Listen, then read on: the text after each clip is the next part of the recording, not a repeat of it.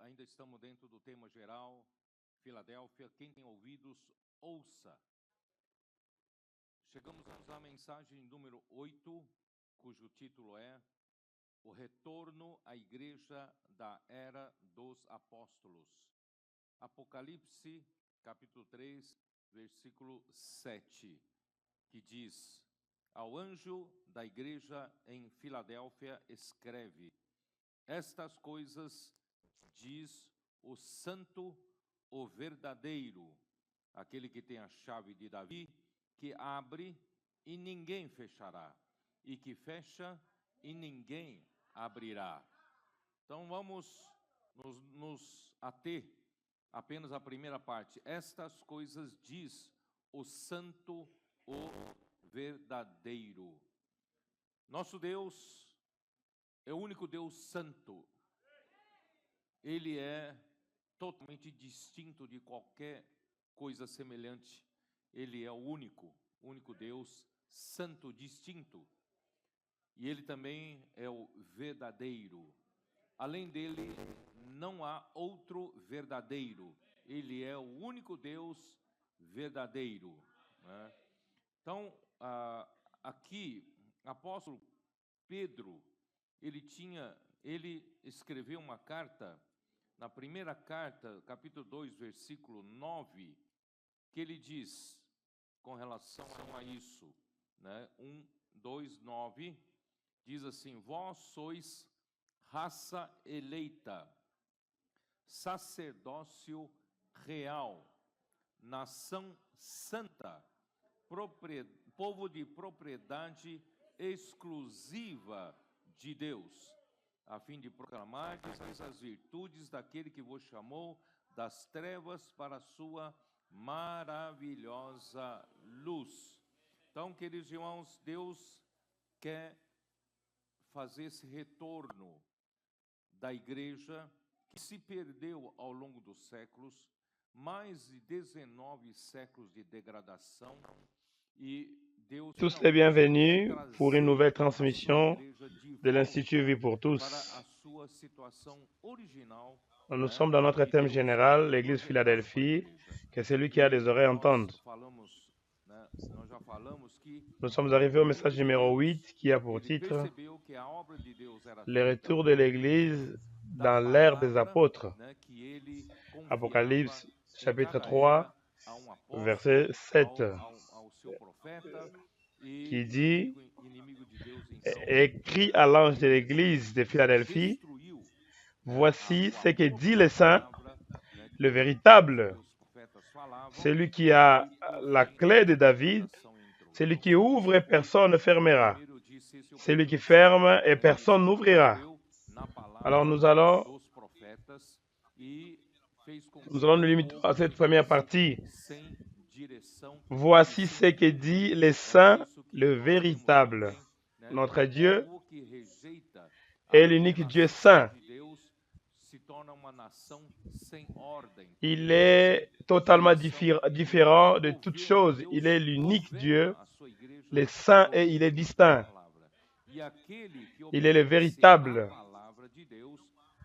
À part lui, il n'y a pas un autre véritable. Il est le seul Dieu véritable. Ici, l'apôtre Pierre, il a écrit une lettre dans 1 Pierre chapitre 2 verset 9. Qu'est-ce qu'il dit en ce qui concerne ces choses? Il dit, 1 Pierre 2 verset 9, vous, au contraire, vous êtes une race élue, un sacerdoce royal, une nation sainte, un peuple acquis, afin que vous annonciez les vertus de celui qui vous a appelé des ténèbres à son admirable lumière. Alors, bien-aimés frères, Dieu veut faire ce grand retour de l'Église qui s'est perdue au long des siècles, plus de 19 siècles de dégradation. Et Dieu veut finalement ramener son Église dans sa situation originelle que Dieu avait projeté pour l'Église. Nous avons déjà dit que l'ennemi de Dieu, il s'est rendu compte que l'œuvre de Dieu est faite par sa parole, en qu'il confie à un apôtre dans chaque moment, chaque époque, à ses prophètes, et l'ennemi de Dieu a détruit l'amour pour la parole que les prophètes donnaient, et à la fin, la dégradation est entrée. J'ai dit que c'était les premiers tirs que Satan avait donnés à la parole du prophète, et il a fait en sorte que les peuples restent sans direction et sans où aller. Pourquoi hier nous avons vu que les peuples qui rejettent la révélation de Dieu deviennent une nation sans ordre, parce qu'ils n'ont pas de direction et il n'y a pas de gouvernement. Dieu gouverne son Église à travers la parole. Et celui qui obéit à la parole de Dieu est heureux. Heureux pourquoi? Parce que nous avons de l'ordre, nous avons un gouvernement et nous avons une direction.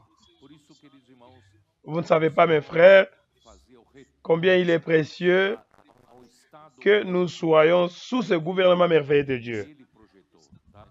La joie est en train de se répandre sur le visage de nous tous. Nous ne sommes pas heureux pour la nature, non. Nous sommes heureux parce que nous sommes sous le gouvernement de Dieu. Nous avons la parole qui nous donne la direction et nous sommes remplis de la lumière de la parole qui nous donne l'opportunité de pratiquer la parole. Grâce au Seigneur pour cela. Le premier tir que l'ennemi a fait donner à l'Église, c'est...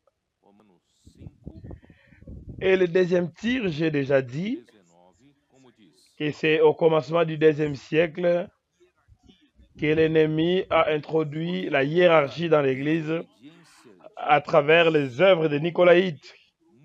C'est-à-dire qu'il y avait un groupe dans l'Église qui se considérait supérieur aux autres. Les autres là, c'est les laïcs. Ils ne comprennent rien sur la parole de Dieu, sur les services de Dieu. Seuls eux sont spécialistes. C'est comme ça que s'est formée la hiérarchie, les clergés, les laïcs. Et ceci a détruit la fonction des membres du corps de Christ. Et le troisième tir, c'est ce qui concerne l'argent. Satan est très rusé, il finit. Il donne le besoin d'argent est naturel. Nous avons besoin de l'argent pour notre survie et l'ennemi utilise cette arme pour nous éliminer. Je ne vais pas entrer en détail que l'avarice est une idolâtrie. Nous finissons par adorer le Dieu maman, le Dieu des richesses, et nous tombons sous sa domination. Si nous ne nous libérons pas de cela, nous allons tomber dans le troisième tir que Satan a donné, à donner les salaires aux ouvriers, aux clergés. Et celui qui te paye finit par devenir le maître de celui qui le paye. C'est pourquoi, bien aimés frères, le Seigneur veut faire le retour à l'état original de l'Église qu'il projetait. Alors, grâce au Seigneur, c'est pourquoi il commence à parler avec l'Église en Philadelphie. Il dit que celui qui parle, c'est le saint et le véritable. Vous savez que à cause de la désobéissance d'un seul homme, nous avons tous perdu le contact avec les dieux saints. Là, nous sommes dans Romains chapitre 5, verset 19. Romains 5, 19.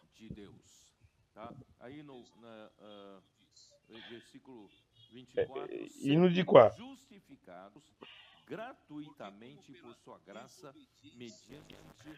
Car, comme par la désobéissance d'un seul homme, beaucoup ont été rendus pécheurs.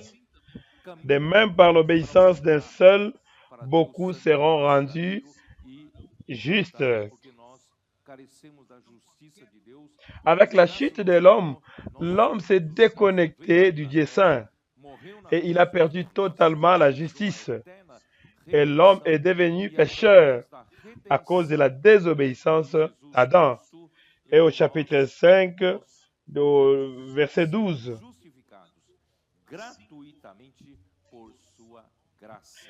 C'est pourquoi, comme par un seul homme, le péché est entré dans le monde, et par le péché, la mort, et qu'ainsi la mort s'est étendue sur tous les hommes, parce que tous ont péché. Verset 14.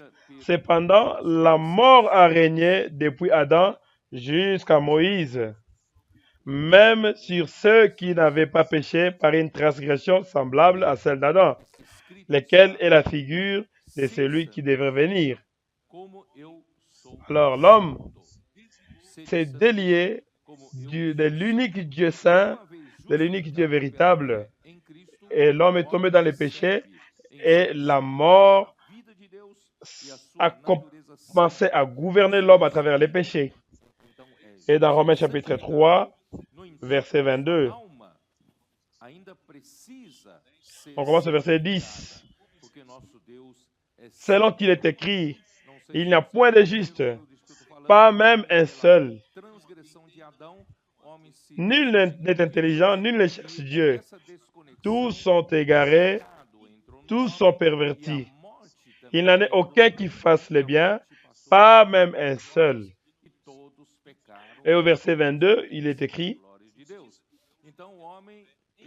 justice de Dieu par la foi en Jésus-Christ pour tous ceux qui croient. Il n'y a point de distinction, car tous ont péché et sont privés de la gloire de Dieu.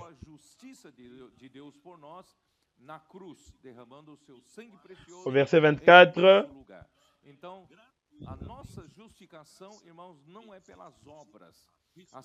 et ils sont gratuitement justifiés par grâce par le moyen de la rédemption qui est en Jésus-Christ.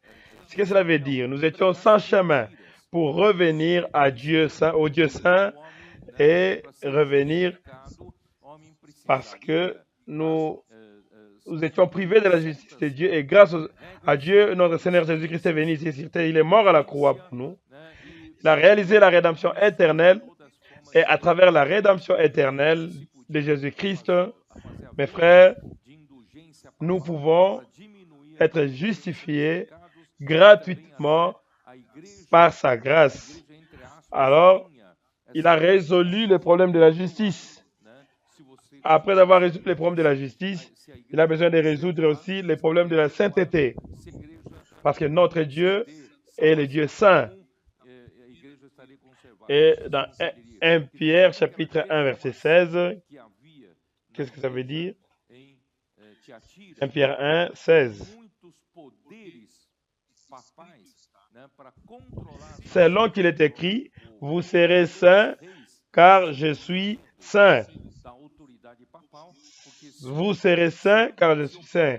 Une fois justifié par la foi en Jésus-Christ, l'homme reçoit dans son esprit la vie de Dieu et sa nature sainte.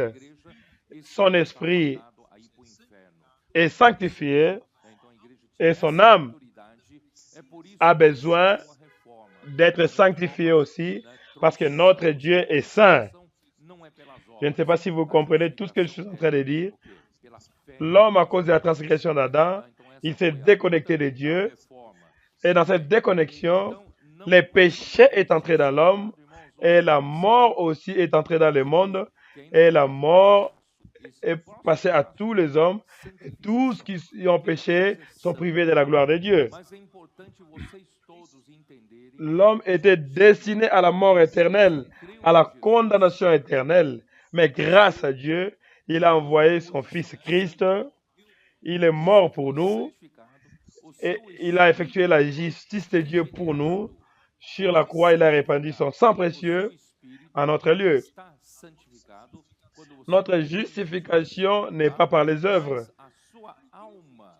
comme l'Église à Thyatire, qui a permis à ce que la prophétesse Jézabel prêche les mensonges. Et les mensonges disaient que l'homme pour être justifié, l'homme avait besoin d'accomplir les règles, de pratiquer les règles, les exigences, la pénitence. Et c'est là qu'a surgi toute forme de déformation. Et il commençait même à faire la vente des indulgences papales pour diminuer la pénitence des péchés. Et l'Église, entre guillemets, avait l'autorité de pardonner si vous achetez les indulgences. Si l'Église vous pardonne, vous serez également pardonné. Si l'Église vous donne le salut, et vous aurez aussi le salut. Alors, toute cette déformation qu'il y avait dans l'Église en Thyatire a donné beaucoup de puissance papale pour contrôler les nations, contrôler les peuples, jusqu'à ce que le roi avait peur de l'autorité papale. Parce que si le pape déclarait qu'un roi soit excommunié de l'Église, ce roi sera destiné à l'enfer. Et l'Église avait cette autorité. C'est pourquoi on avait besoin de la réforme. La réforme a apporté cette lumière qui est la justification n'est pas par les œuvres, et que la justification est par la foi en Jésus-Christ. C'était ça la lutte de la réforme. Très bien. Mais une fois justifié, frère, l'homme a besoin qu'il y avait un autre pas. Et l'autre pas, c'est la sanctification. Dieu est saint. C'est important que vous compreniez, vous tous, qu'au jour, en ce que vous avez cru en Jésus, vous avez gagné une position sainte. Vous êtes sanctifié. Votre esprit a été régénéré, été sanctifié également. Ton esprit est sanctifié quand vous croyez au Seigneur Jésus. Mais ton âme, ton intelligence, tes émotions, volontés ont encore besoin d'être sanctifiées. Et comment on fait cela? C'est tout au long de votre vie chrétienne et tout au long du temps que vous êtes en train de vivre à l'église. Dieu, à travers la parole, je vais l'expliquer, à travers de la parole, il va sanctifier aussi votre disposition. Cela veut dire, vous n'êtes pas seulement transféré. Par exemple, ces vers étaient au monde, mais un jour, vous avez accepté Jésus et vous avez cru au Seigneur Jésus. Le sang de Jésus a effectué la rédemption par la foi en Jésus-Christ. Vous avez été justifié. Et une fois justifié, Dieu, quand vous avez crié en Jésus, votre esprit a déjà été sanctifié. Non seulement votre esprit était sanctifié, Dieu va vous transférer du monde pour la maison de Dieu. Alors, ce transfert fait en sorte que vous soyez dans une position sainte. Vous qui étiez dans le monde, Dieu a fait un transfert pour la maison de Dieu et maintenant, vous avez une position sainte. Vous avez une sanctification de position. C'est une sanctification positionnelle. Un bœuf qui était dans les champs, c'était un bœuf commun dans le monde. Mais quand on l'amène à l'altar de Dieu pour être sacrifié pour Dieu, ce bœuf est transféré au lieu saint. Alors, il y a eu un changement de position, de notre position, et maintenant nous sommes dans le lieu saint. Bien que notre âme a encore besoin d'une transformation dispositionnelle. Notre âme a besoin que le Seigneur transforme, sanctifie notre intelligence, notre émotion et notre volonté. Je vais expliquer de manière calme. Vous n'avez pas besoin de vous préoccuper, vous allez comprendre. Notre Dieu est un Dieu saint. J'ai déjà lu avec vous dans Jean chapitre 17, c'est pas ça? Je vais vous rappeler Jean 17, verset 3. Vous vous souvenez de ça? Vous ne vous souvenez pas? Les adolescents aussi ne se souviennent de rien? Jean 17, verset 3. Or, la vie éternelle, c'est qu'ils te connaissent, toi, le seul vrai Dieu et saint. Et comment on le fait? C'est à travers la parole. Et maintenant, vous êtes dans une position sainte. Eu não sei se eu consegui fazer explicar. Por exemplo, você era copo sujo no mundo. Deus então tirou você esse vaso e lavou. Vous étiez un vase dans le monde et Dieu vous a pris, il vous a amené dans cet endroit sous les robinets saints. Et tout en étant dans cette position, vous pouvez recevoir la parole qui vous rend saint. Alors, si diligemment vous écoutez ma voix et vous gardez mon alliance, on voit que ce n'est pas seulement écouter, mais c'est écouter la parole et pratiquer aussi. Parce que toute la parole de Dieu c'est pour être pratiquée. Nous voyons la parole de Dieu comme une voix de commande et nous écoutons. Ce n'est pas écouter comme assister une émission sur la télévision et après vous applaudissez, vous notez. Non. Toute la parole que vous écoutez, c'est pour pratiquer. C'est pourquoi si vous écoutez diligemment ma voix et que vous gardez mon alliance, alors vous serez ma propriété exclusive au milieu de tous les peuples. Pourquoi une propriété particulière? Parce que vous êtes différents. Vous n'êtes pas comme tous les autres peuples. Bien que toute la terre soit à moi, j'ai encore plusieurs peuples, mais vous êtes particuliers. Vous êtes spécial. Vous êtes saint. C'est pourquoi il dit, vous serez pour moi un royaume de sacrificateurs où tous vont me servir et une nation sainte. Dieu veut une nation sainte. Pour nous approcher de Dieu, pour arriver à Dieu, nous avons besoin d'être saints. Et quelle est la manière d'être saint? C'est à travers la parole. Si vous écoutez diligemment ma parole et vous gardez mon alliance, mes commandements, alors vous serez ma propriété particulière au milieu de tous les peuples. Oh Seigneur Jésus, quelle chose merveilleuse. Dans Jean 17, j'ai lu sur la vérité, mais il y en a encore plus. Jean 17.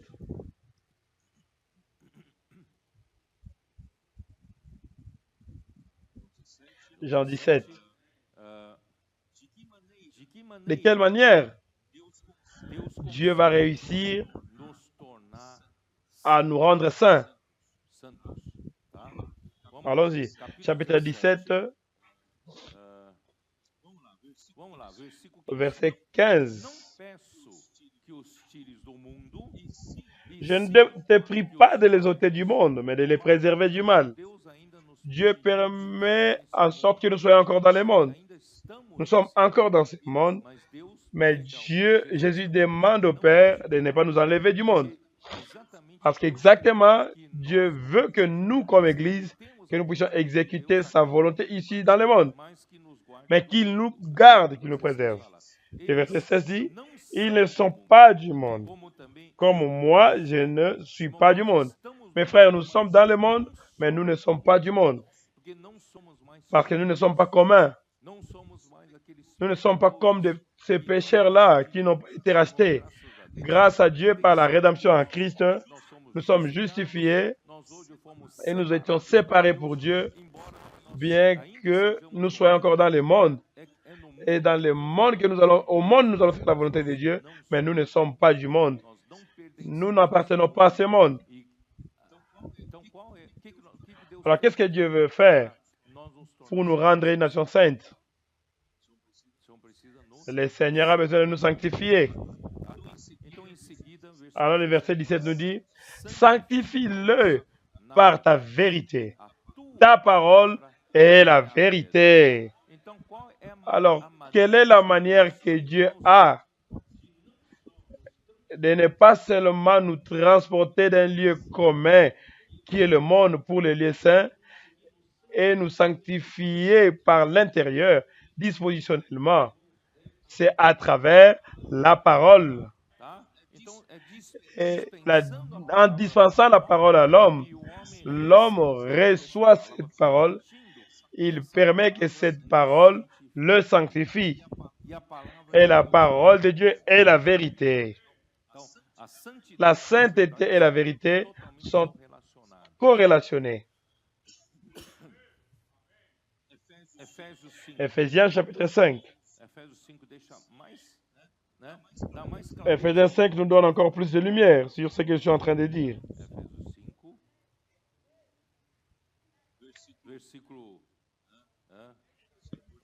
Oh Seigneur Jésus. Verset 25.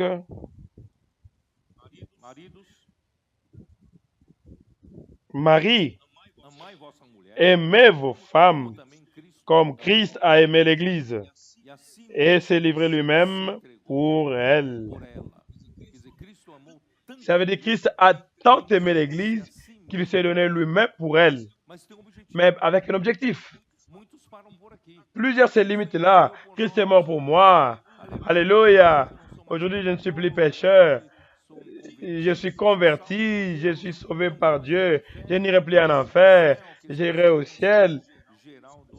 C'est le concept général des chrétiens. Mais Christ est mort pour l'Église avec une finalité. C'est quoi la finalité? Pour que c'est pour la sanctifier. Alors, il ne s'est pas limité pas seulement à amener l'Église dans un lieu saint, mais le processus que Dieu veut que Christ fasse à l'Église, c'est sanctifier l'Église par l'intérieur. Et comment sanctifier l'Église de par l'intérieur?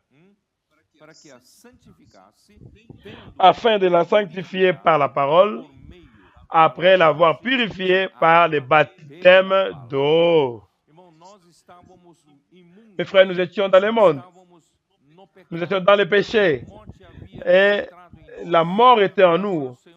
Et maintenant, le Seigneur nous a placés au lieu saint. Et Dieu veut nous sanctifier. Il a besoin de nous laver. Alors, l'eau fait deux fonctions. D'un côté, l'eau nous sanctifie en nous apportant les éléments saints de Dieu. Mais de notre côté, il va nous laver de tous les éléments de la mort, du péché, de l'impureté. C'est ça ou c'est pas ça?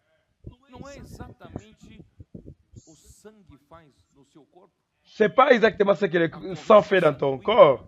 Le courant sanguin, c'est la parole prophétique qui fait circuler la vie dans ton corps. D'un côté, il apporte les nutriments et l'oxygène pour toutes les cellules de ton corps. En d'autres mots, amenant la vie et la nature sainte pour chaque membre du corps de Christ à travers la parole.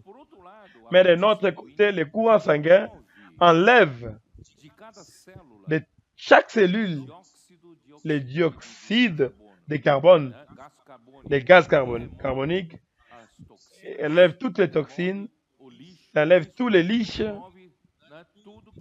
il enlève tout ce qui a besoin d'être enlevé. Et vous voyez que c'est un processus de lavage. D'un côté,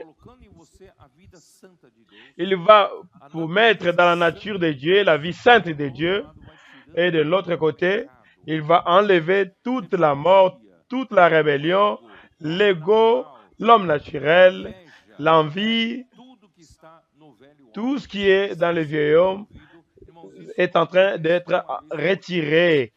Cela n'arrive pas une seule fois pour toutes. Ça vient au fil du temps. C'est pourquoi Dieu est en train de faire ce travail à travers la parole pour, afin de la sanctifier, afin de faire paraître devant lui cette église glorieuse. C'est l'église que Dieu veut avoir. Je pense qu'il y a 19 ou 20 siècles de dégradation. Dieu n'a pas réussi à obtenir cette église. Maintenant, l'heure est venue où nous allons donner au Seigneur cette église glorieuse, sans tache, ni ride, ni rien de semblable, mais sainte et irrépréhensible. Mes frères, seule la parole de Dieu est capable de le faire. C'est pourquoi, mes frères, c'est quoi le secret que la parole de Dieu fait tout ce travail? Paul dit, quelle est la manière de nous remplir de l'Esprit? Le travail, l'œuvre que Dieu veut faire de Christ, la tête de l'Église, c'est de remplir l'Église, remplir les membres du corps de Christ. Mais remplir avec quoi? Remplir avec la vie sainte de Dieu, remplir avec la nature sainte de Dieu, remplir avec la vérité, avec la réalité. Mais c'est à travers la parole. À travers la parole.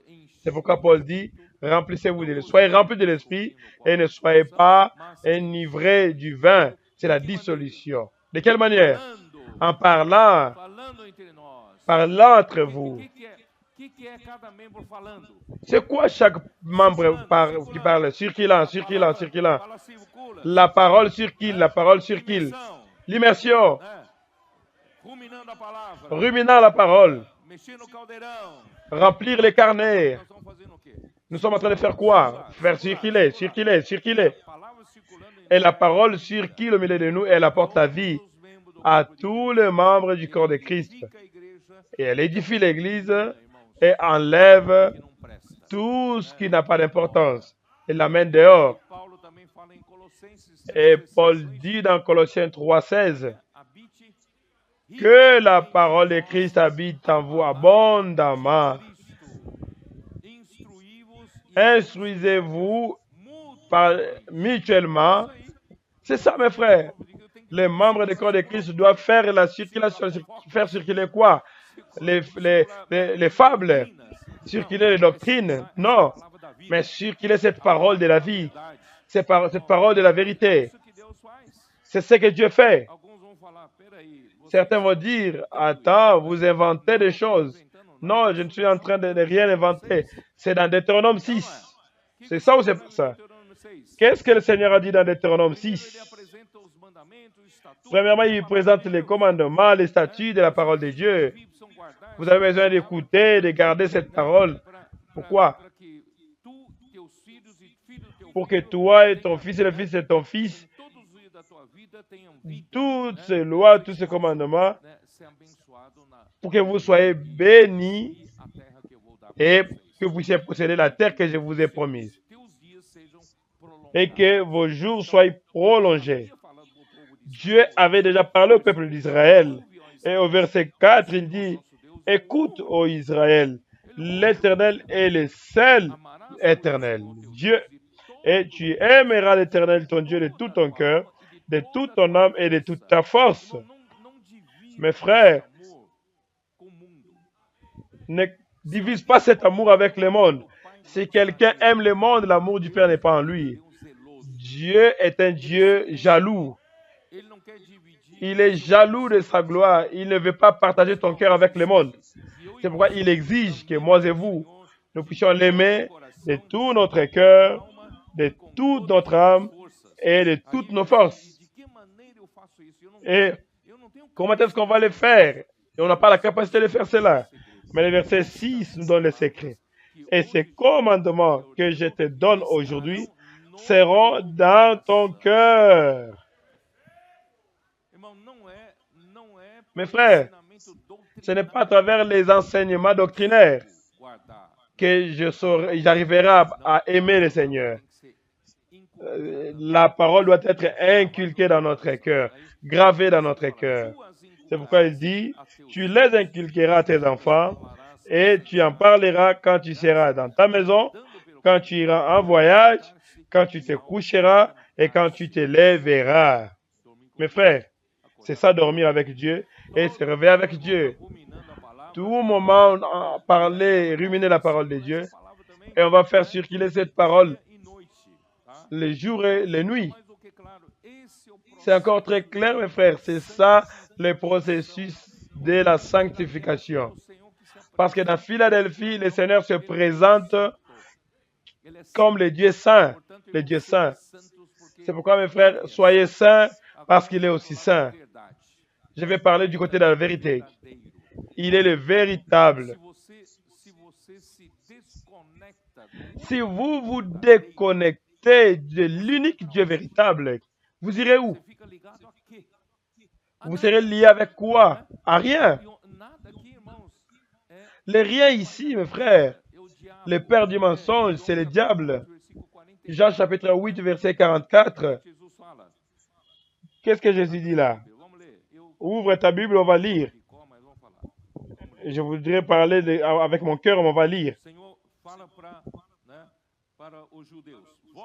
Le Seigneur parle aux Juifs. Il dit, vous êtes du diable. C'est très fort, hein? Vous avez pour père le diable. Quand vous vous déconnectez de Dieu, le péché est entré au monde à travers la transgression de la loi, et la mort est entrée au monde à travers le péché, et la mort est passée à tous les hommes. Et nous commençons à appartenir au diable. Alors vous avez pour père le diable, et vous voulez accomplir les désirs de votre père. Il a été meurtrier dès le commencement, et il ne se tient pas dans la vérité, parce qu'il n'y a pas de vérité en lui. Lorsqu'il profère le mensonge, il parle de son propre fond, car il est menteur et le père du mensonge. Mes frères, quand nous ne sommes pas connectés au Dieu véritable, vous pouvez être connecté au mensonge, connecté au père du mensonge. Et au père du mensonge, il n'y a pas de vérité. Parce qu'il ne dit jamais la vérité. Le Seigneur a donné l'opportunité à Lucifer depuis le commencement, mais il ne se tient jamais dans la vérité. C'est pourquoi, mes frères, nous allons nous tenir dans la vérité, nous connecter au Dieu véritable. Et quelle est la manière que nous avons pour nous connecter au Dieu véritable et recevoir la vérité et enlever encore le reste des mensonges à nous? Notre vie de l'âme est remplie encore de vides, de mensonges, de faussetés. Tout ce qui fait en sorte que nous pensons que nous sommes spirituels. Beaucoup qui mensonges, frère. Nous avons encore plusieurs vies dans nous. Nous avons beaucoup de choses de l'homme naturel. Beaucoup d'envie, l'égoïsme, l'avarice, l'amour du monde. Beaucoup de choses que le Seigneur a besoin d'éliminer. Alors, mes frères, quelle est la manière que Dieu a pour faire cela? Il a besoin de remplir son Église avec Christ. Mais remplir l'Église avec Christ, c'est encore doctrinaire. Dans le passé, on disait, on va nous remplir de Christ, on va nous remplir de Christ, mais c'est encore doctrinaire. Mais remplir de Christ, c'est remplir de la vérité. C'est se remplir de la vérité. C'est quoi se remplir de la vérité? Pourquoi? C'est pour expulser tous les vides qui occupaient un espace qui n'est pas la vérité. C'est pourquoi après 19 siècles, aujourd'hui, Dieu a tant travaillé pour avoir une église remplie de réalités. Paul dit dans 1 Timothée, chapitre 3, verset 15, c'est quoi l'église? Comment est-ce que l'église doit être? 1 Timothée 3, 15. Mais enfin que tu saches, si je tarde, comment il faut se conduire dans la maison de Dieu, qui est l'église du Dieu vivant, la colonne et l'appui de la vérité. L'église est celle qui soutient la vérité dans ce monde. Or, si l'église n'est pas constituée par la vérité, comment elle va soutenir la vérité? Elle va soutenir une doctrine, une théologie? Non. Nous avons besoin de nous remplir de la vérité. C'est pourquoi durant ces 19 siècles de l'Église, beaucoup d'apparence, beaucoup de fausseté, l'apparence du royaume des cieux, mais au-dedans, il n'y a rien. Alors Dieu a besoin de l'Église à Philadelphie, que nous puissions arriver à ce niveau, à être cette colonne et appui de la vérité. Alors pour soutenir la vérité, nous avons besoin d'être remplis de la vérité. Il ne suffit pas d'être chrétien d'apparence. des faces. Nous avons besoin de nous remplir de la vérité. Et nous remplir de la vérité de nouveau, c'est la même chose. C'est à travers la parole. La parole nous apporte la sainteté et aussi la vérité. Nous aurons la consistance en nous. Nous ne sommes pas vides. C'est terrible, mes frères. Si vous doutez de moi, ces adolescents, ça fait combien de temps que vous avez commencé la maison d'adolescents ici? Hein?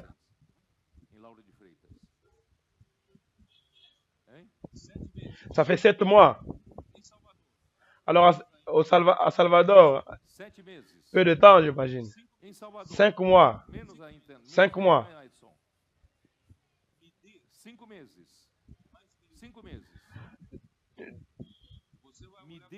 Donnez-moi encore une année, vous allez voir à travers ces adolescents qui sont en train de faire l'immersion dans la parole.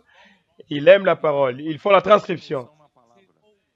Ils écoutent de nouveau la parole. Donnez-moi seulement 6 mois, vous allez voir la consistance qu'ils vont avoir avec la parole.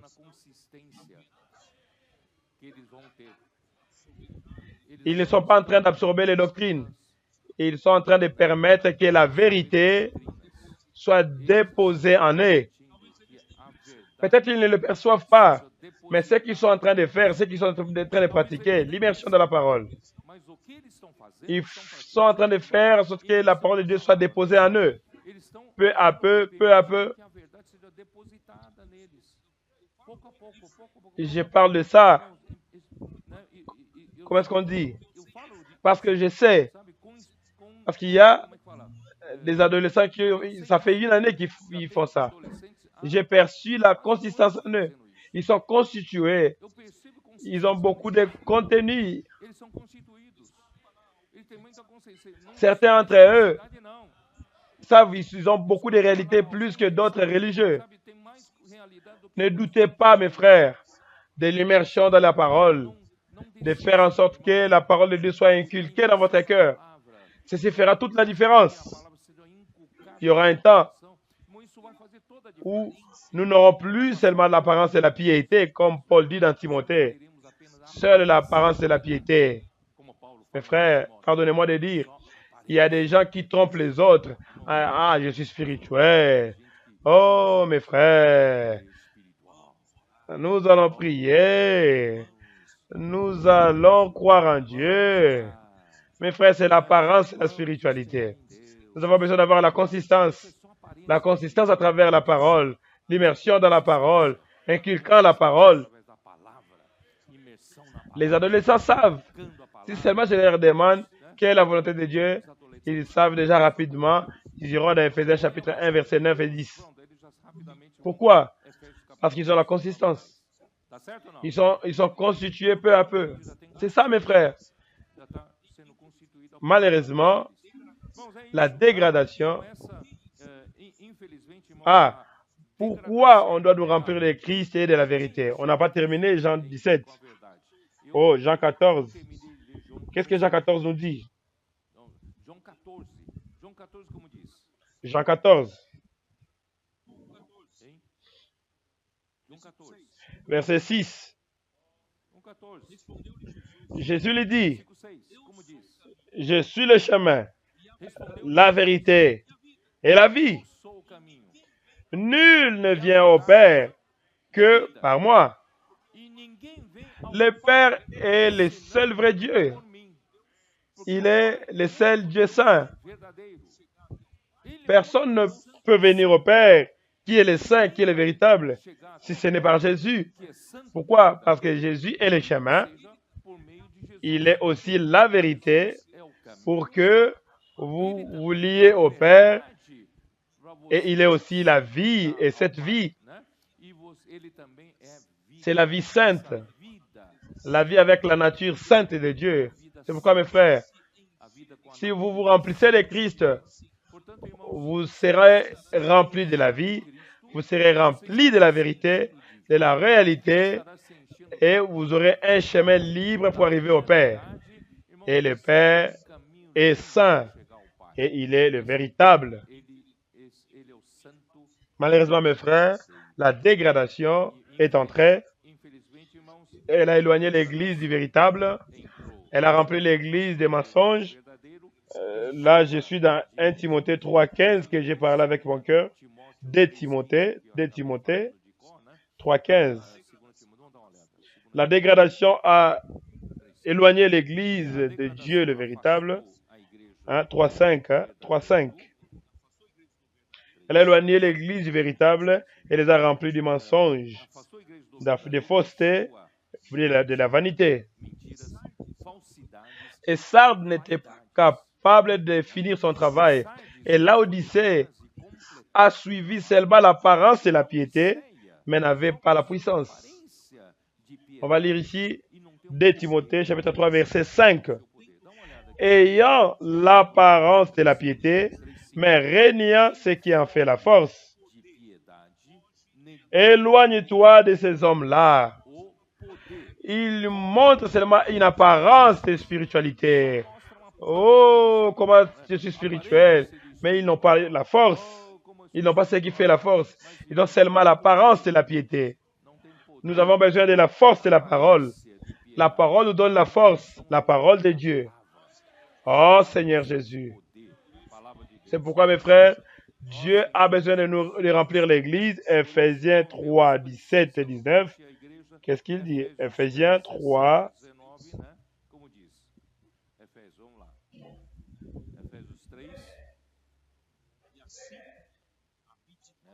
3,17.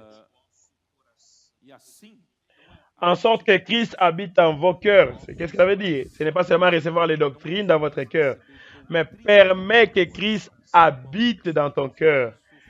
Car ton cœur est composé par la conscience, qui fait le lien de l'esprit et de ton âme. Il y a aussi ta pensée, ton émotion et ta volonté. Permet à ce que Christ habite dans ton cœur, qu'il habite dans ton intelligence, dans ton émotion et dans ta volonté aussi. Et de cette forme, par la foi, afin qu'étant enraciné et fondé dans l'amour, quand vous laissez Christ habiter votre cœur, vous pouvez avoir la certitude que Dieu vous enracine. Vous lancez vos racines en Dieu, les racines d'amour et les racines de l'amour. Pourquoi? Parce que Dieu est amour. Dieu fait qu'à travers Christ, cet amour vous arrive. Toute l'œuvre de Dieu est faite sur la base de l'amour. Sans l'amour, l'œuvre de Dieu n'existait pas. Grâce à Dieu, Dieu est amour et il nous enracine dans son amour et dans toute son œuvre, afin que vous puissiez comprendre avec tous les saints quelle est la largeur, la longueur, la profondeur et la hauteur. Ici, on ne parle pas, on voit qu'on parle de la dimension de Christ. La longueur, la largeur, la hauteur, la profondeur. Ce ne sont pas des dimensions physiques. Plusieurs fois, on pense aux dimensions physiques. C'est quoi? Combien de kilomètres? Combien de kilomètres pour la longueur et la largeur? Ici, on ne parle pas des dimensions physiques.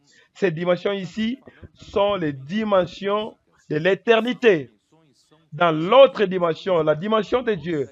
C'est pourquoi, mes frères, nous seuls, nous ne pouvons pas comprendre, ni dans notre logique, ni dans notre ni individuellement. Grâce à Dieu, quand nous sommes dans le corps, avec l'expérience du corps, nous tous ensemble cherchant le Seigneur, inculquant sa parole, nous allons pouvoir être amenés à l'autre dimension. C'est pourquoi nous chantons que la vie de l'Église est dans une autre dimension. J'ai besoin d'être transporté dans une autre dimension. Mes frères, les choses de Dieu ne sont pas limitées, je l'ai déjà dit, à ce monde visible. Et la foi, c'est une porte qui fait en sorte que vous puissiez passer, vous quitter cette dimension physique des temps et de l'espace pour une autre dimension, la dimension de Dieu céleste, et qui est une dimension d'éternité, elle est illimitée. Nous allons connaître ces dimensions ensemble avec tous les membres. Moi, je suis un seul membre. C'est pourquoi, mes frères, nous avons besoin de vivre cette vie de l'Église avec tous les frères. Cette vie de l'Église est ce qui nous amène dans une autre dimension. C'est pourquoi toute cette joie, c'est pourquoi, parce que nous sommes transportés et nous traversons cette porte, nous entrons dans la dimension de l'éternité, expérimentant des choses que nous ne pouvons pas expérimenter ici sur terre. Alors, mes frères, nous comprenons, ensemble avec tous les saints, les dimensions de Christ et connaître l'amour de Christ. Verset 19, l'amour est très tangible, mais nous pouvons le connaître dans une autre dimension qui dépasse, qui surpasse toute connaissance, que l'intelligence naturelle ne comprend pas, qui surpasse toute connaissance. Pourquoi? C'est quoi la finalité de tout ça? C'est pas comme certains disent que je suis spirituel. Je connais toute la Bible. Je suis ça, je suis ça. Non, c'est en sorte que vous soyez remplis jusqu'à toute la plénitude de Dieu. L'objectif de Dieu, c'est, il fait tout ça tout en vivant sur terre, dans l'église. Pourquoi il fait tout ça? Dieu est en train de nous remplir. Nous remplissons de Christ, de sa vie sainte, de sa vérité, de sa réalité. Il nous remplit jusqu'à la plénitude de Dieu. Quand l'Église arrive à ce niveau de la plénitude de Dieu, mes frères, Dieu va utiliser l'Église comme instrument. Pourquoi? Ah, vous voyez, je n'ai pas dit que les frères savent. C'est pour gouverner toutes choses. Quand l'Église arrive au niveau de Christ à gouverner toutes choses, c'est lorsque l'Église arrive au niveau d'être remplie par celui qui remplit tout en tous. Ephésiens 1, 19. Et l'Église sera prête à être utilisée pour que Dieu puisse remplir et faire de Christ la tête sur toutes choses, tant dans les cieux, tant sur la terre. Voilà, mes frères, combien il est important que l'Église à Philadelphie ait ce Seigneur qui est saint et véritable. C'est pourquoi, parce qu'il veut réellement avoir une chose consistante, une chose qui peut faire revenir le Seigneur et accomplir sa volonté. Oh Seigneur Jésus. Ouf. Bon, je vais voir qu'est-ce qui manque encore ici. Je pense que j'ai tout dit. Alors, on va entrer dans l'histoire. On peut aller? Quelle heure? Il y a encore le temps. On va parler un peu de l'histoire. J'ai parlé de ça au dernier message. L'église à Sardes. À part le fait d'apporter plusieurs choses merveilleuses, par exemple la Bible ouverte pour tous les enfants de Dieu. Aujourd'hui, grâce à Dieu, nous avons la Bible ouverte. Mais à part le fait d'apporter la Bible ouverte et restaurer une vérité fondamentale qui est la justification par la foi, mes frères, la réforme depuis le siècle VI jusqu'au XVIIIe siècle et XIXe, jusqu'au XIXe siècle, il n'y a pas eu, ils ne sont pas seulement restés sur l'unique vérité, ils ne sont pas allés au-delà de ça, parce que cette lutte pour se libérer de la puissance papale, c'était très grande. C'est comme ça, tout ce qui sortait était concentré dans ça. Mais le Seigneur ne pouvait pas se limiter là. Il y a beaucoup de choses pour être restaurées. Et principalement, ce qui manquait, c'est le gouvernement de Dieu dans l'Église. Le gouvernement de Christ dans l'Église. Mais il n'y a pas que ça. Vous avez aussi besoin de restaurer la fonction des membres du corps de Christ. Arriver à voir que l'Église est un organisme vivant. Malheureusement, après qu'ils soient sortis de l'église à Thyatire, la réforme a continué étant prisonnier des choses qu'il faisait dans l'église de Thyatire. Par exemple, ils se sont libérés de l'église à Thyatire, mais plusieurs d'entre eux sont devenus une église statique, une église d'État. Par exemple, en Allemagne, l'église avait besoin du soutien politique. Et ils ont fait en sorte que la religion protestante soit une religion d'État.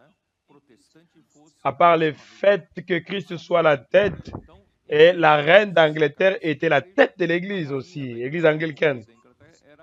Et ces choses sont des déformations. C'est pourquoi le Seigneur, qui est apparu à Sardes, il dit, tu as le nom de celui qui vit, mais tu es mort. L'œuvre n'est pas complète. Je suis en train de vous restaurer, mais vous êtes arrêté là, vous êtes limité là. Je vais vous montrer qu'il y a eu quelques tentatives, un petit signe de tentative qui est sorti de l'église de Sardes et qui s'est dirigé vers Philadelphie. Et c'était au XVIIIe siècle. Vous avez déjà entendu parler sur... Au XVIIIe siècle, plusieurs hommes comme Condis, qu'on a cité les noms. Pour économiser le temps, je vais lire. Condis Zinzendorf a conduit des gens à Bohémia, une terre natale des races. C'était un réformateur qu'on a consumé vivant et de sa terre natale, ils étaient persécutés et ils avaient formé une église évangélique connue par Unifratum, qui veut dire l'union des frères. Qu'est-ce que cela veut dire? Ceci veut dire qu'ils ont parvenu finalement que la hiérarchie dans l'église n'était pas biblique. Il n'existe pas la hiérarchie, le clergé, les laïcs dans l'église. Ils ont commencé à aller à la direction de s'appeler frères. Mais c'est encore le fond. Ils étaient persécutés quand Bohémia était vaincue par les Astrias, les nouveaux gouvernements implantés contre la réforme catholique, pour exterminer les évangéliques. Ils ont fui cette région de Bohémia et ils se sont réfugiés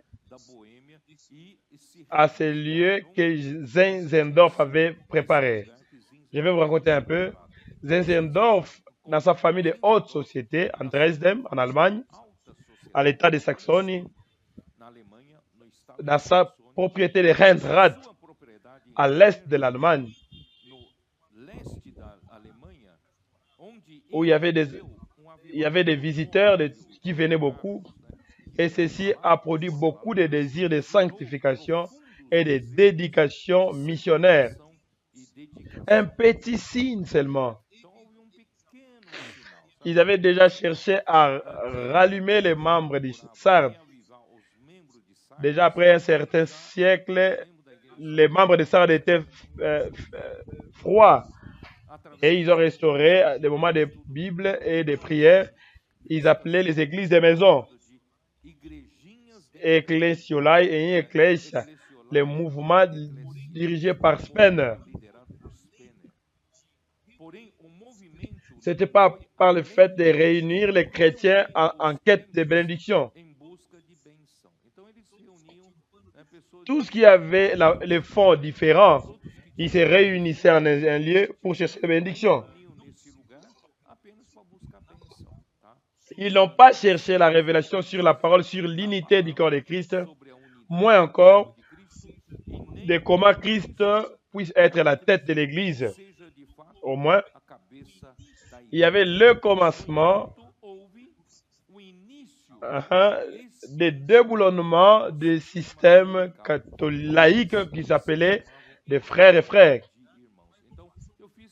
Mais ils ne sont pas passés par beaucoup de temps parce qu'il y avait beaucoup de gens qui venaient de beaucoup d'endroits qui avaient des antécédents religieux et il réunissait tous ces gens dans sa propriété et il a fait aussi des disputes pour dire moi je suis de ce groupe, moi je suis de cette idéologie chrétienne, moi je suis de ça, moi je suis de ça. Il a dit non, non, non, ici nous sommes tous frères, on ne va pas se disputer, nous sommes frères et frères. Au moins, ils ont rompu avec les systèmes des clergés et ils ont commencé à s'appeler frères. Ce n'était pas des titres, mais des frères. Et maintenant, nous sommes arrivés au 19e siècle, le siècle suivant. La réforme a donné aux chrétiens une Bible ouverte. Et pourquoi? Basiquement, elle s'est stationnée à la lumière de la vérité qui les a libérés du système corrompu des Romains et de la justification par la foi. Ceux qui essayaient d'examiner la parole dans la profondeur étaient censurés et ils étaient appelés des fanatiques et des innovateurs. Ceux qui sont venus après Luther sont demeurés associés avec les systèmes ecclésiastiques de leur pays, ayant le gouverneur comme leur tête, et ils ont continué à être liés à l'État. Et ceux qui sortaient du système ecclésiastique, ceux qui n'étaient pas liés à un État, ils ont institué plusieurs groupes chrétiens qui avaient une même opinion et certains points doctrinaires comme le baptême et le gouvernement de l'Église. Et ainsi, mes frères, chaque institution s'est différenciée des autres par sa propre confession de la foi. Chaque groupe avait sa confession de la foi et l'adoption d'une dénomination avec une organisation propre. Ils se sont séparés comme ça. Et là, il a commencé à avoir plusieurs dénominations, plusieurs divisions au milieu des protestants. Et à la troisième partie du 19e siècle, Dieu a opéré au milieu des chrétiens une meilleure compréhension en ce qui concerne l'unité entre les chrétiens, l'unité du corps de Christ, là où Christ est la tête. Finalement, mes frères, au 19e siècle, ils ont commencé à avoir cette révélation pour savoir qu'à la fin des comptes, l'Église n'est pas une institution religieuse. L'Église est simplement un endroit où avoir des cultes. Non, l'Église est un organisme vivant. L'Église est le corps de Christ. Et plus ou moins, il y avait un mouvement dans cette direction. C'est bon, un bon signe. Et cette manifestation était une chose nouvelle qui n'est pas arrivée depuis les jours des apôtres, non. Au 1er siècle, non. Il n'y avait personne qui était préoccupé avec ça.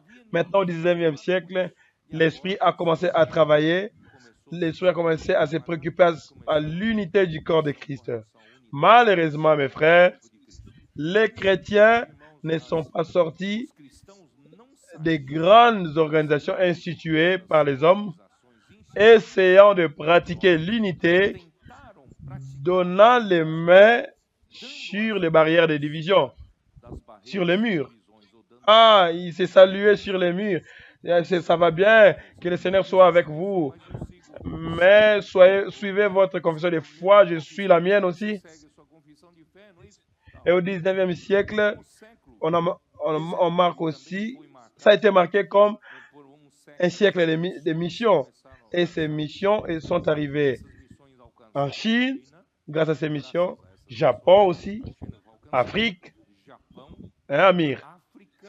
Afrique était atteinte en 7 siècles, principalement en Ouganda, la Nouvelle-Zélande, Tasmanie et les îles Fidji.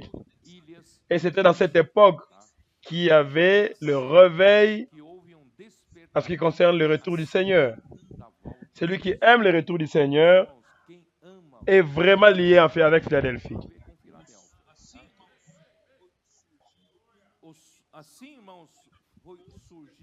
Et il y a eu un nouveau mouvement qu'on appelait les mouvements des frères, qu'on appelle au Brésil le frère unique.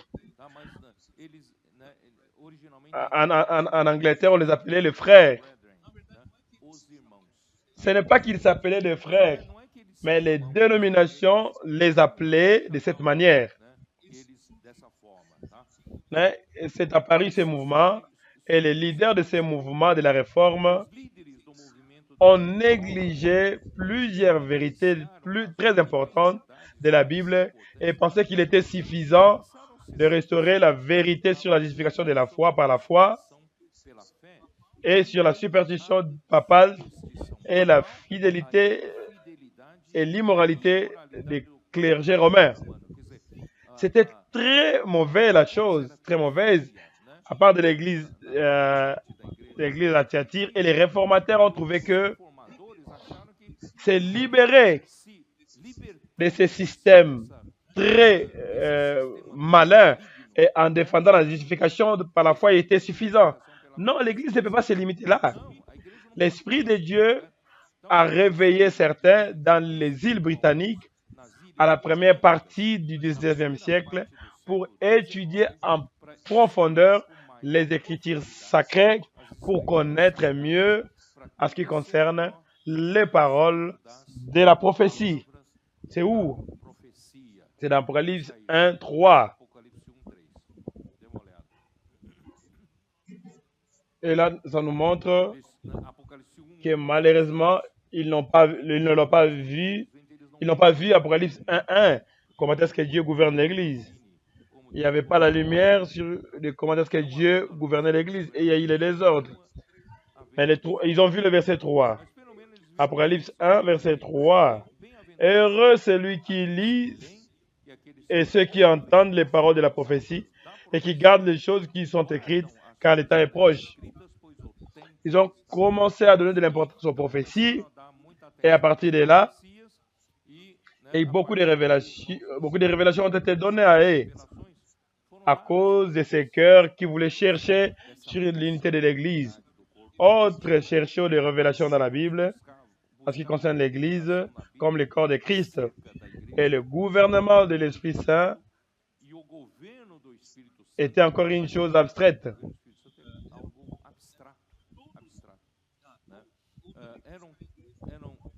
Ou chercher aussi à voir l'Église comme la fiancée de Christ, qu'on n'avait jamais évoqué depuis le temps des apôtres jusqu'au 19e siècle.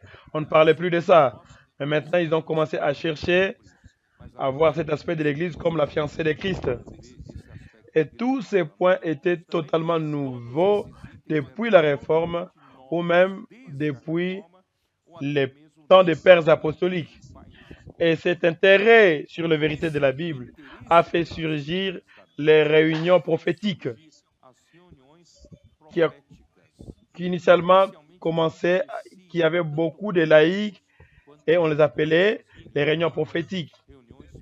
Et en Irlande, c'était fréquenté par les frères unis.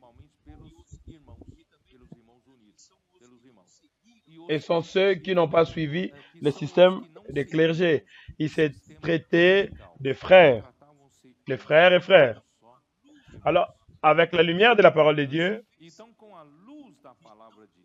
ils ont perçu qu'ils ne pouvaient plus demeurer au système religieux et que la réforme était tombée il y avait beaucoup de failles dans la réforme et vous avez besoin de l'unité de l'Église de Dieu. Plus ou moins, mes frères, ceci a ramené, plus ou moins, l'Église était en train de revenir dans la direction de Philadelphie, cherchant l'unité du corps de Christ, cherchant à comprendre les natures célestes de l'Église, et il s'est dirigé vers cette direction. À la fin de l'an 1887, il cherchait aussi à faire la fraction du pain, comment ça se faisait dans l'Église. Ils ont étudié avec beaucoup de temps et ont découvert que l'état des choses où ils vivaient n'était pas conforme au caractère et à la nature de l'Église. Même dans l'Église nationale, ceux qui se réunissaient à l'Église nationale, c'était les anglicanes, ou en Église anglicane, ou dans des groupes chrétiens. Ceci les a amenés à se séparer de tous les systèmes ecclésiastiques. Ils se sont séparés et les a amenés à se réunir au nom du Seigneur Jésus. C'était très fort en eux. Nous allons simplement nous réunir au nom du Seigneur Jésus. Et sans aucune autre dénomination, nous cherchons la présence et l'action de l'Esprit Saint au milieu d'eux et lutter à maintenir l'unité de l'Esprit par le lien de la paix. Et certains versets qu'ils utilisaient beaucoup, Matthieu 18 par exemple, verset 20, qui était leur pensée, 18-20, Matthieu 18-20, car là où 2 ou 3 sont assemblés en mon nom, je suis au milieu d'eux. Donc, ils pensaient ainsi. On n'a pas besoin d'être sous une dénomination. Il suffit d'être 2 à 3 réunis. Le Seigneur est là. Au nom du Seigneur, le Seigneur est là. C'était leur pensée. Et dans Ephésiens chapitre 4, versets 3 et 4, vous efforçant de conserver l'unité de l'esprit par le lien de la paix. Il y a un seul corps et un seul esprit, comme aussi vous avez été appelés à une seule espérance par votre vocation. C'était leur lutte pour essayer de voir comment est-ce qu'elle devrait être l'Église. Ils étaient en train de découvrir peu à peu les vérités. Plusieurs, laissez-moi voir, entre eux,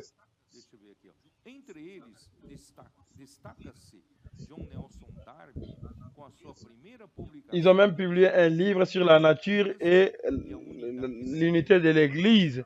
Et son contenu a servi comme de base à l'époque de l'Église qui utilise aujourd'hui, jusqu'aujourd'hui, aux frères unis. Beaucoup de vérités sont venues à travers les études bibliques et des conférences en diverses régions de l'Angleterre et à l'extérieur, spécialement à Darby. Cependant, cette prospérité n'est pas passée inaperçue dans la chrétienté. Ils étaient d'une manière mal vus par les dénominations, par les systèmes ecclésiastiques institués à cette époque-là, parce qu'ils disaient, pourquoi vous n'avez pas de dénomination, vous êtes différents, vous n'avez pas de pasteurs au milieu de vous, vous n'avez pas de sacrificateurs, vous êtes des frères vous tous, vous voulez être différents. Ils étaient persécutés aussi dans cette manière. Au début, c'était un objet de curiosité et après plusieurs consternations, à la fin, des hostilités. Ils n'ont pas adopté un nom comme certaines dénominations, mais cela les a beaucoup contraints. Ceci a fini par définir, les dénominations sont itinéraires, nous ne sommes pas une dénomination. Ceci les a amenés à condamner les dénominations. Donc, ils étaient persécutés pour ça. C'est pourquoi ils étaient dénominés selon le local où ils se réunissaient ou selon les hommes qui les réunissaient. Par exemple, les termes frères de Clémence, c'était utilisé pour les frères qui se réunissaient dans les entrées des portes anglaises de Clémence. Il y avait un système clérical et ils sont devenus, et ils s'appelaient des frères basés sur Matthieu chapitre 23, verset 8. Je l'ai déjà lu une fois, on va encore lire à nouveau. Matthieu 23, verset 13, verset 8. Sont ces versets qui justifiaient leur attitude. Matthieu 23. Mais vous ne vous faites pas appeler rabbi, car un seul est votre maître, et vous êtes tous frères. Nous sommes frères. C'est pourquoi au milieu de nous, il n'y a pas de titre. Il y a des pasteurs, oui, il y a des pasteurs. Il y a des docteurs, oui, il y a des docteurs, mais ce ne sont pas des titres pour nous. Ce sont des fonctions.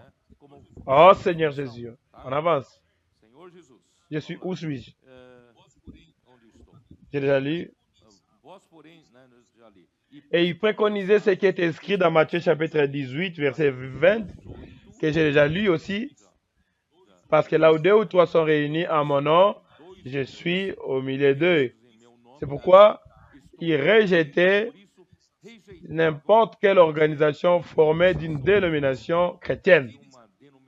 Il croyait à la présence et dans l'action souveraine de l'Esprit Saint dans la parole du Seigneur, basée dans Jean chapitre 17, 7 à 14. On y va. Jean 16.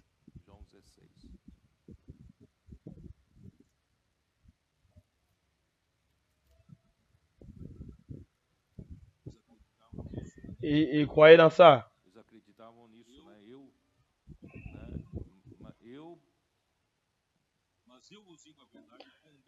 Cependant, je vous dis, il est avantageux que je m'en aille, car si je ne m'en vais pas, le consolateur ne viendra pas vers vous. Mais si je m'en vais, je vous l'enverrai. Je ne vais pas lire jusqu'au verset 14. C'est seulement pour que vous puissiez voir qu'ils avaient cette vision, que Christ est mort et l'Esprit était envoyé, et l'Esprit est l'Esprit de la vérité qui nous guidera dans toute la réalité. Peu à peu, c'est la vision qu'ils avaient. Cependant, il leur manquait la vision de ce que la parole révélée à travers un canal choisi par Dieu pour amener le peuple de Dieu à la voie de commande. Il manquait une voie de commande. Ceci a permis à ce qu'il ait la division au milieu d'eux. Et il y a eu une division 20 ans dans le passé, la division Klimov, en 1985 et 88. Je suis en train de lire ce que André Miller a décrit. Je n'ai pas l'autorité de parler, ils savent. L'ennemi était en train de travailler silencieusement à travers de Milton, un des premiers ouvriers de Clément, qui a suivi un cours distinct. Il exerçait une grande influence sur les membres. Après un temps, il a fini par neutraliser les vérités enseignées par les frères. Il a promu l'entrée du cléricalisme qui graduellement a grandi jusqu'à devenir un système défini. Jusqu'en 1848, il est devenu évident que les graves erreurs des clergés qui parlaient de l'humanité de Jésus selon ce que André Miller a écrit dans l'histoire de l'Église. J'ai dit tout ça. Pourquoi? Parce que je ne sais pas si c'est correct, mais c'est un point de vue d'André Miller. Il y a eu des incompréhensions en ce qui concerne l'acceptation sur la communion de la fraction du pain. Certains étaient d'accord sur l'acceptation d'être zélés sur les pratiques de la Bible pour éviter l'entrée des hérésies et de l'abandon de la vision de l'unité de l'Église. Certains soutenaient qu'ils devaient être ouverts à la communion. C'est ce que je voudrais commenter un peu pour vous. Mes frères, les frères unis sont passés à donner de l'attention à l'unité du corps de Christ et ils sont arrivés même sur la table du Seigneur, à la fraction du pain. Une chose qui est extrêmement rigide pour l'acceptation de la communion du corps. Si vous avez besoin d'être accepté comme membre du corps ou non, alors eux, il y a eu cette division à partir de ce moment. Certains du côté de Darby qui ont dit on a besoin d'être sérieux, sévère, pour dire que nous devons faire la fraction du pain ensemble. Cet héritage de donner de l'importance à la fraction du pain nous est arrivé aussi. Vous comprenez? Ouais, vous avez vu que nous sommes extrêmement sévères et influencés par ça. La fraction du pain, bien que certains se disputent, Moi, j'ai déjà établi la table du Seigneur, mais c'est à cause des divisions. Tout ça a surgi au milieu des frères unis. Certains préconisaient que pour que je vous accepte à la table du Seigneur, j'ai besoin d'avoir la certitude que vous avez la vision du corps, que vous n'allez pas accepter des doctrines qui sont des hérésies pour moi, tout ça. Ils sont devenus un groupe appelé des frères exclusifs, les frères fermés. Et Newton, il était ouvert. Et pour eux, ils étaient des frères ouverts. Ils acceptaient plusieurs choses, ils acceptaient tout, que tous pouvaient participer dans la communion. Alors, ils donnaient beaucoup d'importance qu'ils appelaient la communion, qui est la fraction du pain. Qu'est-ce qui est arrivé? Ceux qui sont demeurés fidèles au principe originel des frères étaient connus comme des frères. Ils cherchaient à réserver l'honneur de la tête et de sa table. Ils se soumettaient à la parole et à la volonté de Dieu. Ils étaient appelés des frères exclusifs. Et personne qui ne soutenait pas le point de vue de Newton devait être reçu en communion. Cela veut dire, si vous faites partie du groupe de Newton, nous n'allons pas vous accepter ici à notre table. Donc, il y avait cette scission, cette division entre eux. Jusque dans des réunions de l'Église, il y a eu la division même dans les réunions de l'Église. Vous voyez que ce n'est pas encore là le problème. Il manque encore une chose. Alors, les frères qui suivaient Newton étaient appelés des frères neutres ou des frères ouverts à cause de leur neutralité à ce qui concerne l'Église sur l'adoption d'une ligne indépendante de l'Église. Mes frères, peut-être qu'au prochain message, je vais parler un peu de ça, mais je vais vous dire ceci, mes frères, que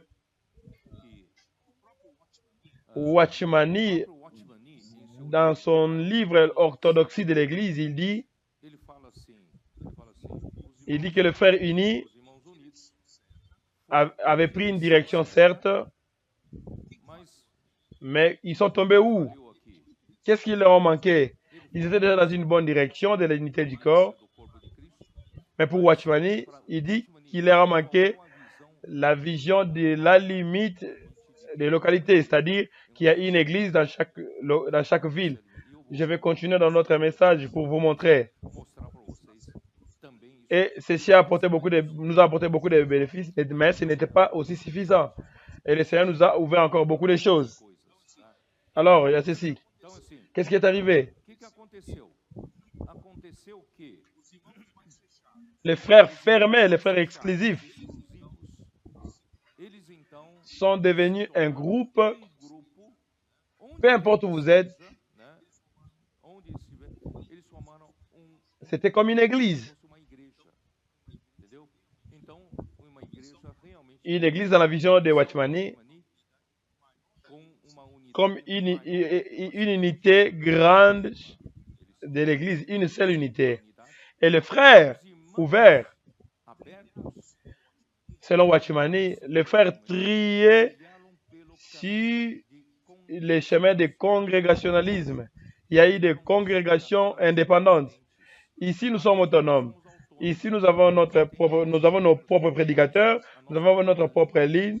Mais dans une congrégation à l'autre, d'une congrégation à l'autre, il y avait des choses qu'on acceptait. Ils disaient que nous sommes des frères ouverts. Mais ici, oui, ça définit ce que je suis. Vous définissez là où vous êtes. Mais nous sommes ensemble, peu importe. Malheureusement, certains d'entre nous qui sont sortis ont pris ces chemins. Ils ont pris ces chemins du congrégationalisme. Chaque congrégation est indépendante. Ils ont leurs prédicateurs, ils ont leurs leaders, et ils se réunissent quand ils veulent, mais ils ne veulent pas suivre le chemin. Ce n'est pas ça le problème, mon frère. Non, ce n'est pas ça, mes frères. L'Église est plus que ça. L'Église, c'est le corps de Christ. Je vais lire. Les pas nécessaires pour Philadelphie, c'est, premièrement, on parle de la perte du premier amour dans l'église d'Éphèse, Apocalypse 2:4.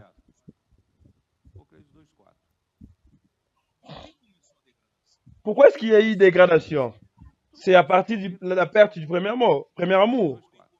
Mais ce que j'ai contre toi, Apocalypse 2:4, tu as abandonné ton premier amour. L'église à Éphèse, apparemment, n'avait pas de problème. Légalement parlant, l'église à Éphèse pratiquait tout, mais il leur manquait le premier amour. Et pourquoi il manquait le premier amour? Maintenant, nous comprenons.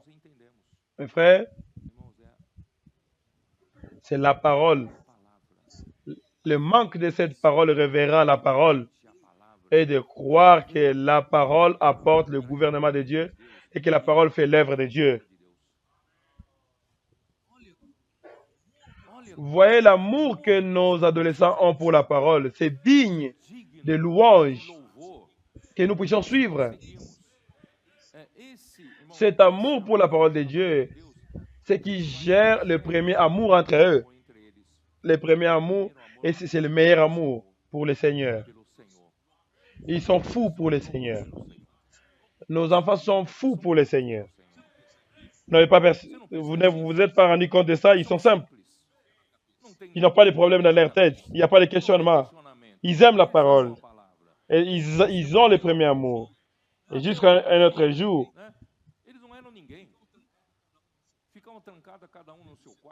ils étaient dans leur chambre, ils jouaient dans leur téléphone.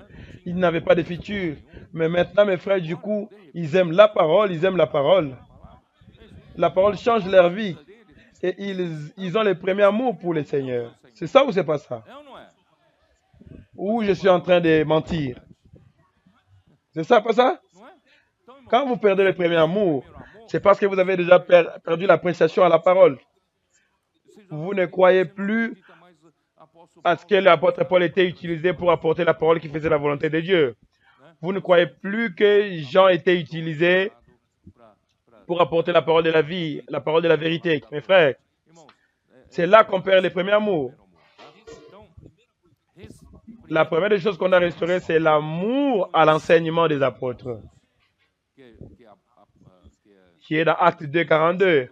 On doit restaurer cette ligne, l'enseignement des apôtres. C'est pourquoi cette question, mes frères,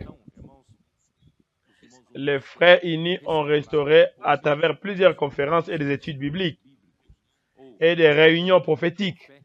Pourquoi? Parce que le Seigneur est en train d'utiliser dans cette transition, le Seigneur les utilisait pour ramener et donner la lumière sur plusieurs vérités. C'était nécessaire, ces études bibliques et des réunions prophétiques, pour apporter cette lumière. Mais mes frères, quand ils ont restauré l'enseignement des apôtres, ce n'est plus comme ça que ça fonctionne. Je ne sais pas si je suis clair. Imagine qu'après l'enseignement des apôtres, au milieu de nous, il y a aussi d'autres études bibliques libres. Chacun donne son interprétation. On rentre à la culture grecque de démocratie, où chacun, n'importe quel philosophe apporte sa ligne philosophique. À l'église, ce n'est pas comme ça. Dans l'église, il y a un canal de Dieu qui donne la parole. Et quand ils étaient dans le processus de revenir à Philadelphie, ils étaient utilisés. Et ceci a fonctionné. Les réunions prophétiques, les études bibliques. Mais mes frères, quand il y a l'enseignement des apôtres, c'est de notre part. S'il y aura des études bibliques, ce sera en communion à l'enseignement des apôtres.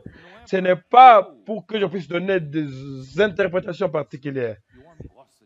L'homme aime donner ses interprétations. Et ceci donne la confusion au peuple de Dieu. C'est un ajustement que je voudrais faire. Nous avons besoin de restaurer l'amour à l'enseignement des apôtres, croire et pratiquer la parole prophétique, inculquant dans le cœur, et c'est ce qui produit le premier amour au Seigneur et l'amour fraternel entre nous pour édifier l'Église. C'est constituant dans la vérité et de réalité divine. Mes frères, c'est ce que j'ai dit. C'est comme les tissages, les fils verticaux. C'est l'auteur, l'auditeur, c'est l'amour de Dieu qui vient par la parole de Dieu. Et qu'est-ce que cela produit? Ça produit aussi les horizontales. Et les fils horizontaux sont la trame. Et ces fils horizontaux sont soutenus par les fils verticaux qui est l'amour de Dieu. Et c'est comme ça que nous sommes en train de tisser un tissu ferme. Et ça s'appelle l'édification de l'Église.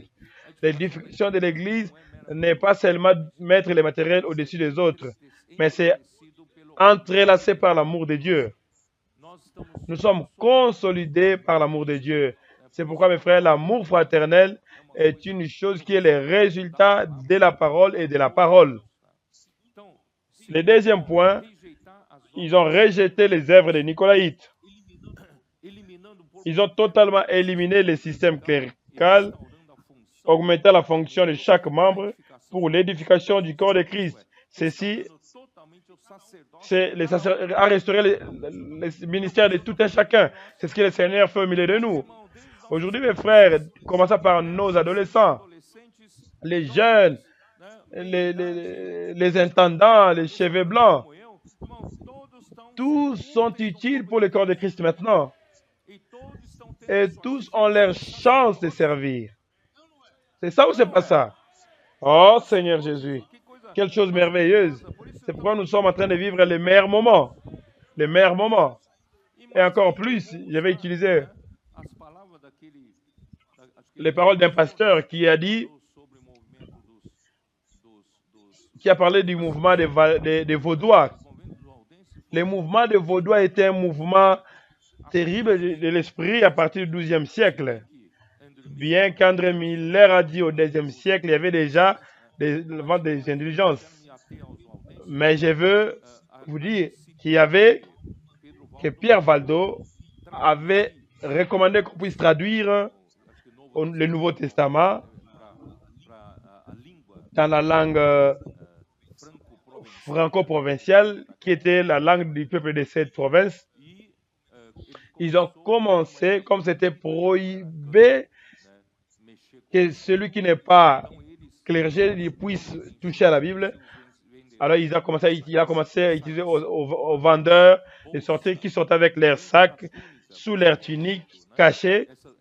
Ils cachaient leurs petits sacs pour que personne ne voie. Et quand ils faisaient leur commerce, et quand ils voyaient que quelqu'un avait la soif de la parole, comme ils étaient sauvés par la parole de Dieu, alors il leur offrait les textes traduits et ils lisaient ça avec les personnes que la parole de Dieu faisait l'œuvre. Ils étaient grandement persécutés, massacrés, martyrisés. Ils ont beaucoup souffert.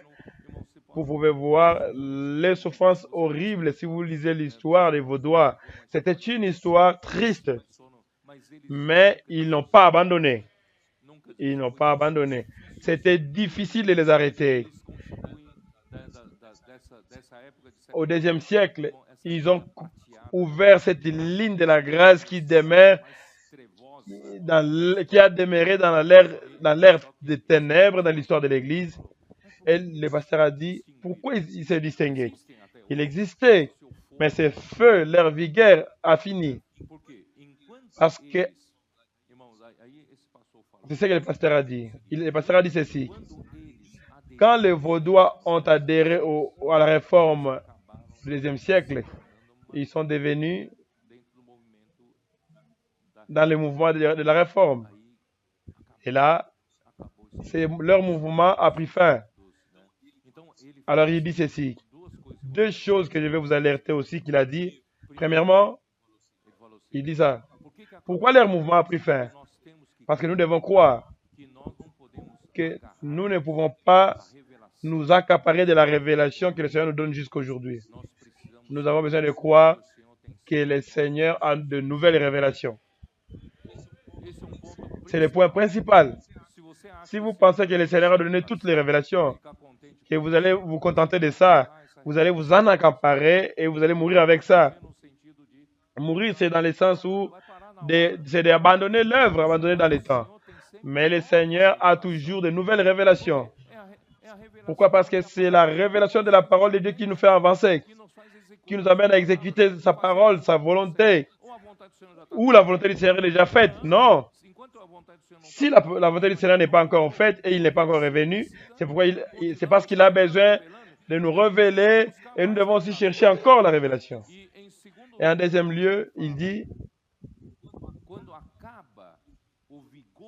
quand la vigueur évangélique termine, la force de l'Église aussi se termine. Grâce à Dieu, le Seigneur nous a fait sortir des quatre murs et nous a amenés dans les rues. Mais nous allons dans les rues. Nous ne sommes pas des théoriques. Ceux qui étudient la Bible sous les quatre murs. Mais le Seigneur nous donne la révélation et nous pratiquons la révélation et nous accomplissons notre mission de prêcher dans les rues. Ceci est Matthieu 24 et 14. Qu'est-ce que cela veut dire? Cette bonne nouvelle du royaume sera prêchée dans le monde entier pour servir de témoignage à toutes les nations. Alors viendra la fin. C'est notre responsabilité, c'est notre mission, maintenir cette vigueur évangélique. C'est pourquoi, mes frères, nos colporteurs sont dans la ligne d'avant dans la bataille. Nous ne pouvons pas perdre la vigueur évangélique. Nous ne pouvons pas perdre l'amour pour la parole révélée. Et nous devons restaurer, aider les frères à restaurer la fonction de chaque membre du corps de Christ, les sacerdoces, et c'est pour tous. Personne ne doit remplacer l'autre. On doit donner l'opportunité à tous. Bien qu'avant la réunion, j'ai commencé avec les frères Amir et Mauricio et Jonis. En ce jour où nous sommes ici avec vous, nous ne sommes pas des fainéants, mais on regardait beaucoup de bons jeunes, des frères précieux. Je pense qu'ils ont besoin de les porter ensemble. Parfois, vous êtes ici, vous ne l'avez pas vu, mais nous voyons. Il y a beaucoup de bonnes personnes ici. On va chercher à les perfectionner. On va les inclure. On ne va pas les éloigner. On va les inclure pour qu'ils aient l'opportunité de servir le Seigneur. Ce n'est pas seulement avoir la vision de l'unité de l'Église, mais chercher la réalité du corps de Christ, là où Christ est la tête. Ils doivent gouverner l'Église à travers la parole révélée à ses apôtres. La parole prophétique est la voix de commande de Christ et la réalité de l'autorité de l'Esprit Saint dans l'Église. Vous allez dire, l'Église, Watchmania a déjà écrit dans leur livre, Witness Lee en a parlé, l'Église a besoin de l'autorité de l'Esprit Saint. L'Esprit Saint doit avoir l'autorité dans l'Église. Mais comment? Ce n'est pas encore abstrait. Nous avons l'autorité ou non de l'Esprit dans l'Église? Comment est-ce que vous le sachez? L'autorité de l'Esprit est dans la parole. Si vous reconnaissez que la parole de Dieu est une voix de commande, c'est là où il gouverne l'Église. Mes frères, vous allez voir qu'il y a l'autorité de l'Esprit. Alors, je vais terminer par ici pour que vous puissiez comprendre. Je vais répéter. Pourquoi nous parlons de l'histoire de l'Église? Pourquoi? Ce n'est pas seulement pour les connaissances, non. C'est pour que vous ayez le GPS. Vous sachiez l'Église a pris quel chemin et vous êtes là où vous êtes et là où vous allez. Connaître d'où vous venez, où vous êtes et là où vous allez. C'est quoi le destin? Vous n'êtes pas perdu ici? Comme moi, j'ai été perdu en nord-est pendant 2h30. Jobson, tu étais le coupable. 2h30, j'étais perdu, on ne savait pas où aller. Là, il y avait des mouvements sur le sol. J'ai eu mal sur ma colonne. Et sans GPS. C'est horrible d'être là en avançant, mais vous allez où? Je ne sais pas. Grâce à Dieu, nous avons le GPS. Nous savons où nous allons. Alléluia. Amen.